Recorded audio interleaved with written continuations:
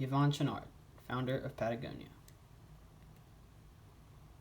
Yvon was born in Maine, and then as a young child, his family moved across the country to California.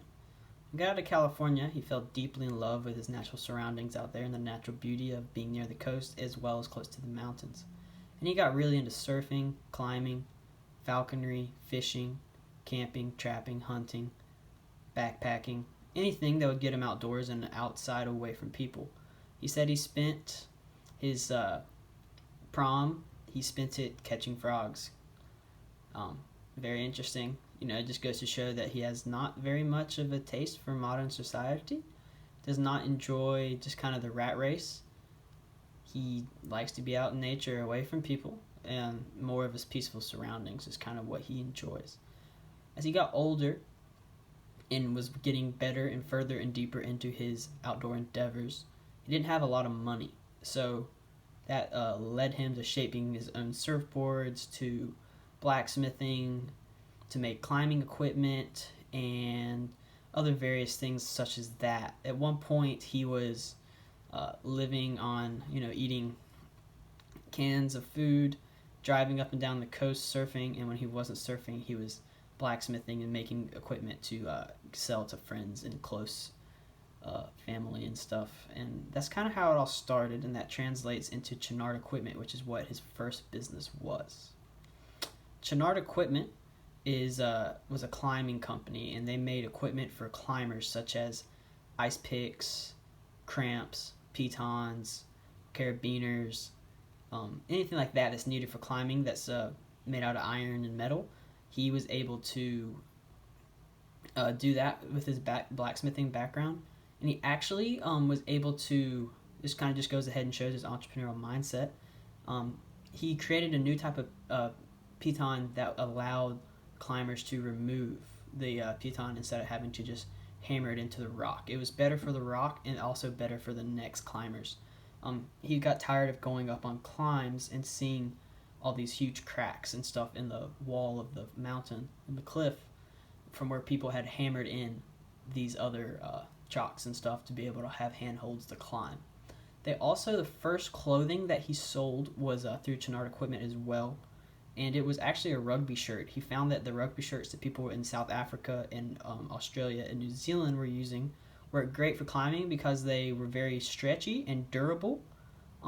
Some of the other climbing equipment didn't have that stretch factor to it, nor were they durable, and just kind of having that right equipment really allowed climbers to take it to the next level and keep them safe from the elements.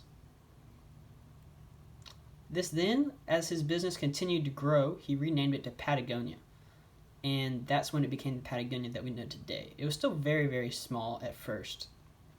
I think the next article of clothing he sold after the shirts was one of their most popular items still today, which is their baggy shorts. And they're just waterproof, they're kind of like board shorts mixed with running shorts, kind of.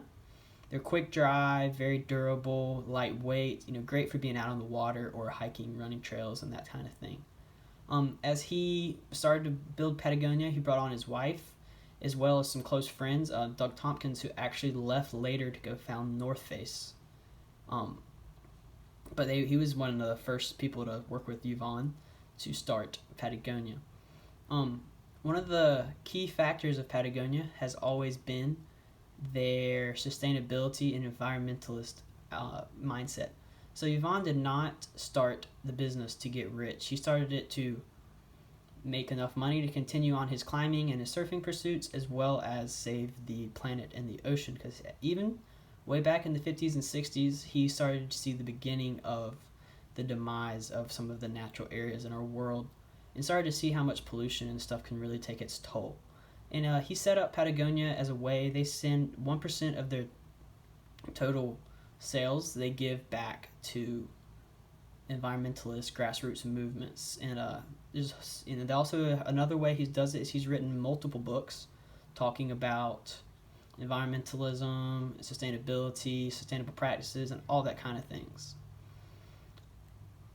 Patagonia has grown from just a climbing brand. They really involve all different sports in lifestyles. So they also have trail running, free diving, spear fishing, fly fishing, surfing, They've actually grown now, and they're getting into regenerative agriculture, trying to find out ways to more sustainably use our land to grow crops, which has allowed them to open up Patagonia Provisions, which is another part of their company where they work with organic, natural, regenerative farmers, and then they take that food and allow people to buy it.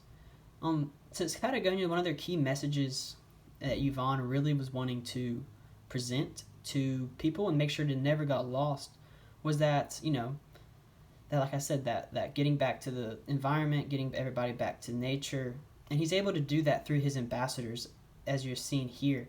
He takes people that are very talented in their crafts, who are passionate about what they do, passionate about our planet, and he provides them with the opportunity to be able to do what they do best. And by doing that, it's able to showcase to the world what kind of some of the natural areas that are still left in this world, and that's something that Yvon did not want to be lost.